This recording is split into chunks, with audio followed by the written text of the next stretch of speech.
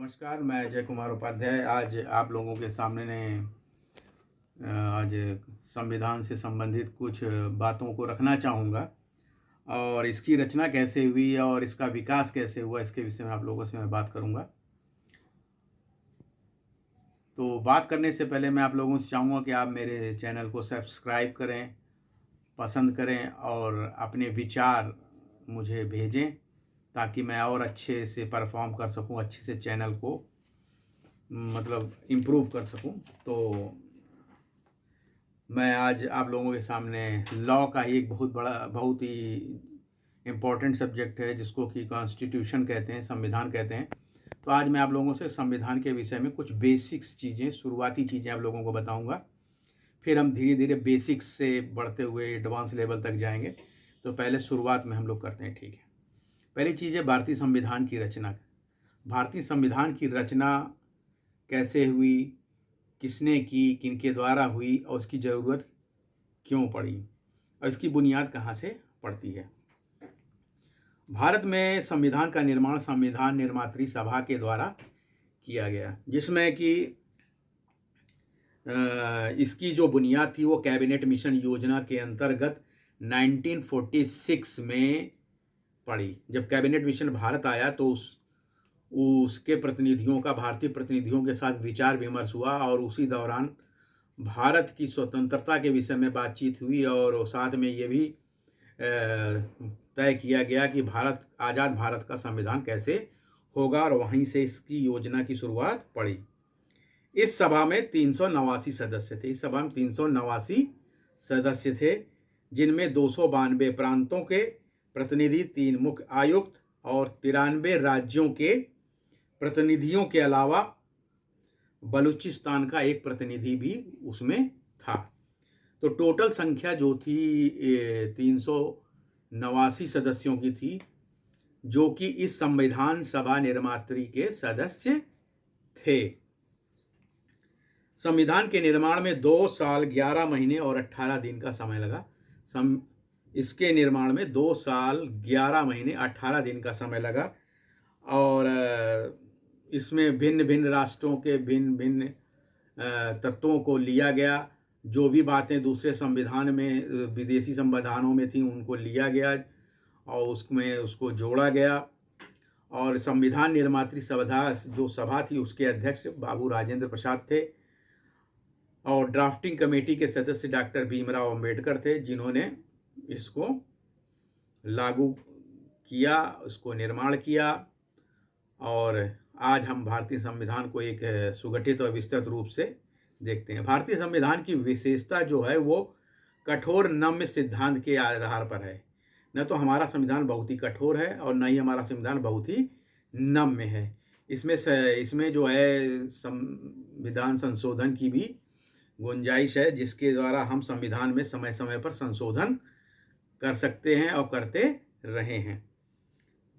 भले ही संविधान 26 जनवरी 1950 को लागू हो गया हो, परंतु नागरिकता, चुनाव, अस्थायी संसद तथा कुछ अन्य प्रावधान तत्काल अर्थात 26 नवंबर 1949 को ही लागू हो गए।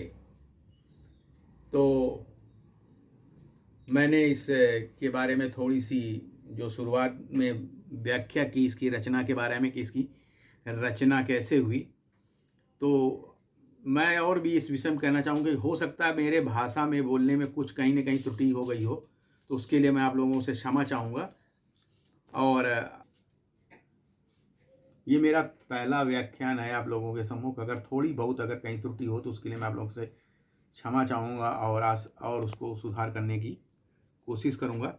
उसके बाद हम आगे आते हैं कि भारतीय संविधान की प्रमुख विशेषताएं क्या क्या हैं। भारतीय संविधान की कुछ प्रमुख विशेषताएं हैं जो कि आज मैं आप लोगों को संक्षेप में बताऊंगा, फिर बाद में इसको विस्तृत रूप से आप लोगों को समझाऊंगा कि कैसे ये होता है। पहला कि भारत जो है 15 अगस्त सन 1947 को आज़ाद हुआ। उसके बाद स्वतंत्र भारत के संविधान बनाने के लिए संविधान सभा का गठन किया, वो तो मैं पहले ही बता चुका हूँ। इस सभा के द्वारा 26 जनवरी 1950 को हमारा संविधान लागू कर दिया गया।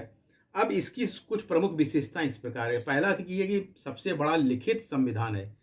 ये दुनिया का सबसे बड़ा लिखित संविधान है, जिसमें कई सारे देशों के संविधानों को जो है इसमें सम्मिलित किया गया है। दूसरी चीज़ ये ना तो बहुत ही कठोर है और ना ही बहुत ही लचीला है। ये एक अर्ध कठोर प्रकार का संविधान है, जो न तो अमेरिका के संविधान की तरह बहुत ज़्यादा कठोर है और न ही ब्रिटिश संविधान के अनुसार अलिखित है। ये बीच की मतलब एक प्रकार से बीच का संविधान है, जिसमें इसको हम अर्ध कठोर कह सकते हैं या लचीला संविधान कह सकते हैं, जिसको समय समय पर सुधारा जा सकता है। उसके अलावा विकसित संविधान, ये दुनिया का सबसे बड़ा विकसित संविधान है, जिसको कि संविधान सभा के सदस्यों के द्वारा बहुत ही मेहनत से इसको बनाया गया है। और इस संविधान सभा की खास विशेषता ये थी कि इसमें से मौजूद ज़्यादातर सदस्य जो थे वो वकालत पेशे से जुड़े हुए थे, वकील थे।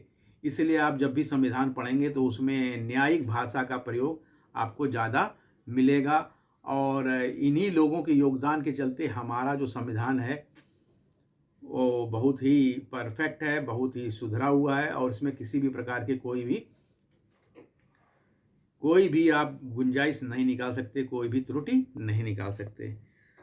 चौथा है परिवर्तनशील और लचीला। जैसा कि मैंने पहले बताया कि ये बहुत ही न तो कठोर है और न बहुत ही ज़्यादा लचीला। मतलब परिवर्तनशीलता जो है इसमें जो है इसको डाला गया है, ताकि समय के साथ साथ इसमें संशोधन किया जा सके। भाई, जब भारत आज़ाद हुआ तो उस वक्त की परिस्थितियां और हालात कुछ और थे, लेकिन जैसे जैसे हम बड़े होते गए, जैसे जैसे हम विकसित होते गए, आगे बढ़ते गए, तो समय के अनुसार बहुत सारी चुनौतियां हमारे समाज में आईं और उन्होंने कठिनाइयां खड़ी की। तो समय के साथ साथ हमारी संसदीय प्रणाली ने भी अपनी संसदीय व्यवस्था में परिवर्तन किए, संशोधन किए। संविधान में भी आमचूल थोड़े बहुत फेरबदल समय समय पर शासकों के द्वारा होते रहे।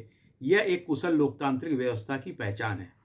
उसके बाद आता है विशालतम संविधान। हमने बताया कि बहुत ही विशालतम संविधान है, भारत का सबसे बड़ा संविधान कहा जाता है इसको।